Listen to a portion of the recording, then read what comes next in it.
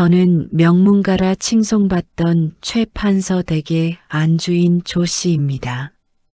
겉으로 보기엔 비단 옷을 두르고 하인들을 부리며 떵떵거리는 팔자처럼 보이셨겠지요. 하지만 제 속은 이미 30년 전부터 까맣게 타버린 숫덩이와 다를 바 없었습니다. 시집온 첫날부터 저를 따라다닌 것은 가문의 대를 이어야 한다는 지독한 압박이었죠. 아이를 낳지 못하는 여인은 사람 대접을 받지 못하던 시절이 아니겠어요. 시어머니는 매일 아침 안방 문을 열자마자 저를 향해 독서를 내뱉으셨습니다. 오늘도 태기가 없느냐며 제 종아리를 지팡이로 내리치시던 시어머니의 서슬 퍼런 눈빛이 아직도 생생합니다. 저는 그 모진 매질보다 남편인 최 판서의 차가운 시선이 더 무서웠습니다. 남편 최 판서는 처음에는 저를 다독여 주었지요. 하지만 10년이 지나고 20년이 흐르자 남편 최 판서의 눈에는 오직 멸시와 원망만이 가득했습니다. 제 처소에 발걸음을 끄는 지도 벌써 수년이 흘렀습니다. 밤마다 홀로 빈방을 지키며 제가 한 일이라고는 조상님들께 빌고 또 비는 것뿐이었죠. 용하다는 약은 다 다려 먹었고 이름난 저를 찾아다니며 100일 기도를 드린 게 수십 번입니다. 하지만 제 자궁은 끝내 열리지 않았고 제 가슴에는 한이 켜켜이 쌓여만 갔습니다. 시어머니는 저를 두고 씨 없는 씨바지라 부르며 동네방네 제 흉을 보셨습니다. 친정 부모님께 죄송해 명절에도 고개를 들지 못했으니 제 신세가 얼마나 처량했겠습니까? 그렇게 30년이라는 세월이 흘러 저는 어느덧 50줄에 접어들었습니다. 이제는 포기할 만도 한데 최 판서 댁의 대가 끊긴다는 사실은 제 목을 죄는 밧줄처럼 느껴졌습니다. 매일 밤 거울 속에 늙어가는 제 얼굴을 보며 저는 결심했습니다. 죽기 전에 단 한 번만이라도 어머니라는 소리를 듣고 싶었지요. 그것이 설령 하늘을 기만하는 길이라 할지라도 저는 기꺼이 그 길을 가고자 했습니다. 제 간절함이 광기로 변하는 줄도 모르고 저는 오직 자식이라는 이름에 매달렸습니다. 가문의 영광을 지키겠다는 허울 좋은 명분 뒤에 숨어 저는 점점 괴물이 되어가고 있었습니다. 그러던 어느 날 저는 장독대 뒤에서 차마 믿지 못할 광경을 목격하고 말았습니다. 남편 최 판서가 우리 집의 어린 종인 금이의 손을 잡고 은밀한 대화를 나누고 있었던 것입니다. 금이는 꽃다운 나이의 아이였고 저는 그 아이의 해맑은 웃음이 늘 부러웠지요. 그런데 금이의 배가 유난히 불러있는 게 아니겠어요. 남편 최 판서는 금이의 배를 쓰다듬으며 세상에서 가장 인자한 미소를 짓고 있었습니다. 금이가 대감마님의 아이를 가졌으니 이를 어쩌면 좋겠느냐며 울먹이자 남편 최 판서는 걱정 말라며 금이를 다독였습니다. 그 광경을 본 순간 제 머릿속은 하얗게 비어버렸고 가슴에서는 불덩이가 치밀어 올랐습니다. 남편 최 판서는 저에게는 단 한 번도 보여주지 않았던 그 따뜻한 눈빛을 천한 종년에게 보내고 있었죠. 저는 그날 밤 잠을 이룰 수 없었습니다. 배신감과 질투심이 저를 집어삼키려 했습니다. 하지만 그 지옥 같은 감정 속에서 한 줄기 기괴한 생각이 피어올랐습니다. 어차피 대를 이어야 한다면 그 아이는 제 자식이어야만 했습니다. 남편 최 판서의 핏줄이니 제가 낳은 것으로 꾸미면 가문의 명예도 지키고 제 입지도 단단해질 것이라 믿었지요. 저는 그때부터 사람의 탈을 벗고 악귀가 되기로 결심했습니다. 제 배에 손뭉치를 넣어 임신한 척 연기를 시작했습니다. 아무도 없는 방에서 홀로 헛구역질을 하며 시어머니와 남편 최 판서를 완벽하게 속였습니다.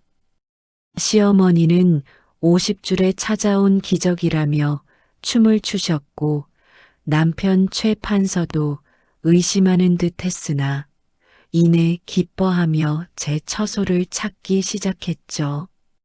저는 남편 최 판서의 환대를 받으며 속으로 비웃었습니다. 당신이 밖에서 뿌린 씨앗을 내가 거두어 주겠노라 다짐하며 말입니다. 금이의 배가 부풀어 오를수록 제 거짓배도 함께 커갔습니다. 마을 사람들은 50줄에 얻은 늦둥이라며 저를 축복했습니다. 그 위선적인 축복 속에서 저는 매일 죽음을 꿈꾸는 동시에 권력을 꿈꿨습니다. 이 아이만 있으면 저는 진정한 이 집안의 주인으로 군림할 수 있었으니까요.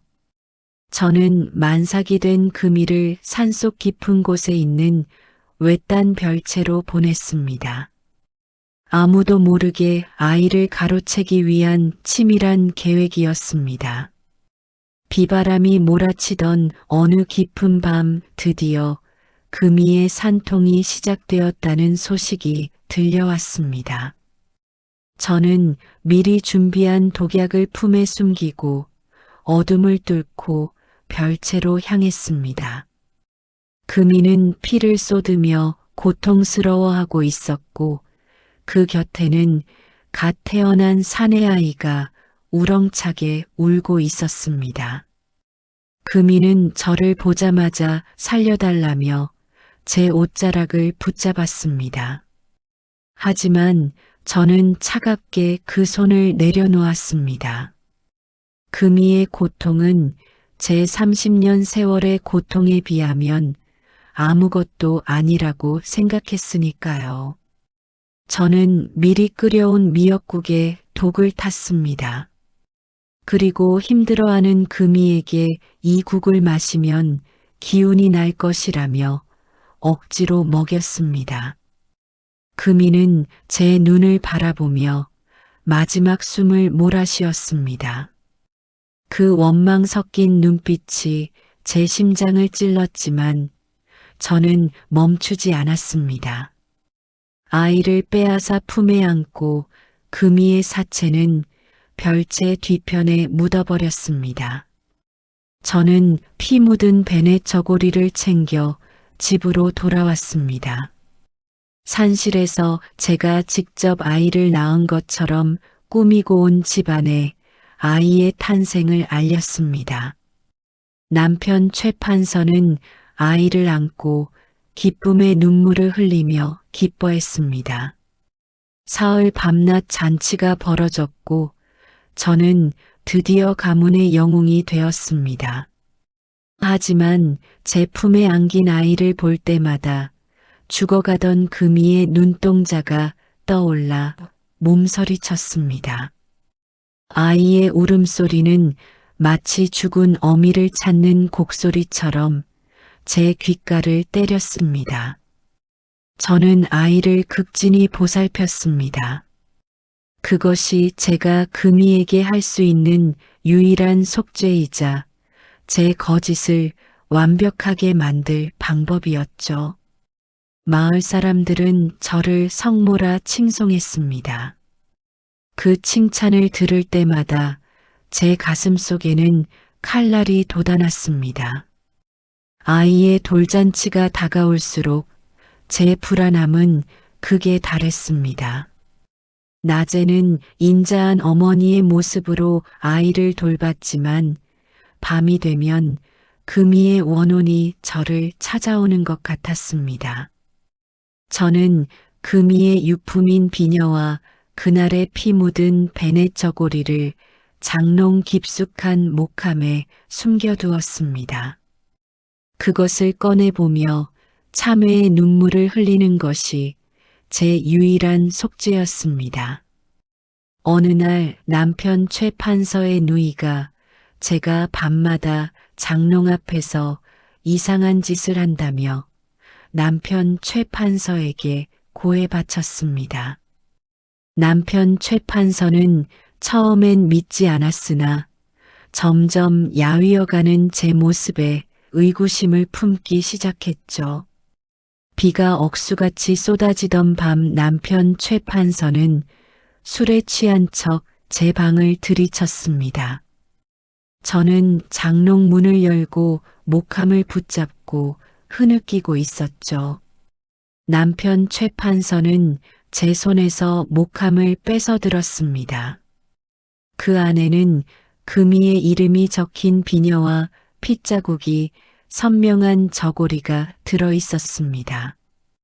남편 최 판서는 사색이 되어 소리쳤습니다. 이것이 왜 당신 손에 있느냐며 저를 몰아세웠습니다.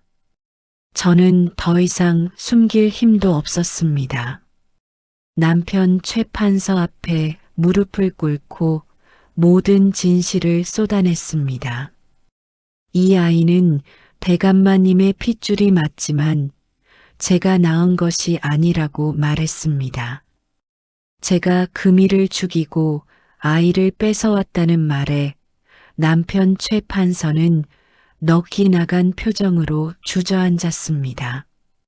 가문을 살리려 했던 제 욕심이 결국 가문의 씨를 말리고 소중한 사람들을 죽음으로 몰아넣은 것입니다. 남편 최 판서의 눈에 고인 그 경멸의 눈물은 제가 평생 보아온 어떤 매질보다도 아팠습니다. 가문을 잇겠다는 욕망 하나로 시작된 제 비극은 이렇게 끝이 났습니다. 저는 그 길로 장롱 안에 몸을 던져 제 생을 마감하기로 했습니다.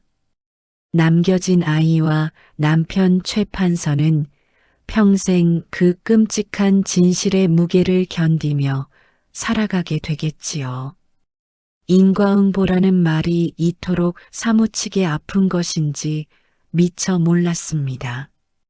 여러분은 지금 곁에 있는 사람을 진심으로 대하고 계신가요? 거짓으로 쌓아 올린 행복은 아주 작은 바람에도 허망하게 무너지는 모래성과 같습니다. 제 이야기가 여러분께 어떤 의미로 남을지 모르겠습니다. 하지만 남의 피눈물 위에 세운 기쁨은 결국 제 목을 베는 칼날이 되어 돌아온다는 사실만은 잊지 마십시오. 최 판서 가문의 영광은 이토록 추악한 비밀 아래 영원히 잠들 것입니다. 저 또한 저승에서 금이를 만나 제 죗값을 낱낱이 치르겠습니다. 이 세상에 영원한 비밀은 없으며 하늘은 결코 인간의 오만을 용서하지 않습니다. 제 가슴을 짓누르던 그 무거운 목함이 이제야 바닥으로 떨어지는 기분입니다.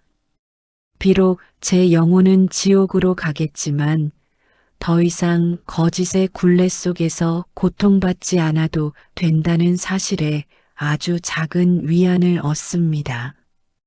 이제 저는 영원한 어둠 속에서 금이에게 용서를 구하러 가야겠습니다. 긴 이야기 들어주셔서 감사합니다. 평안한 밤 되시길 바랍니다.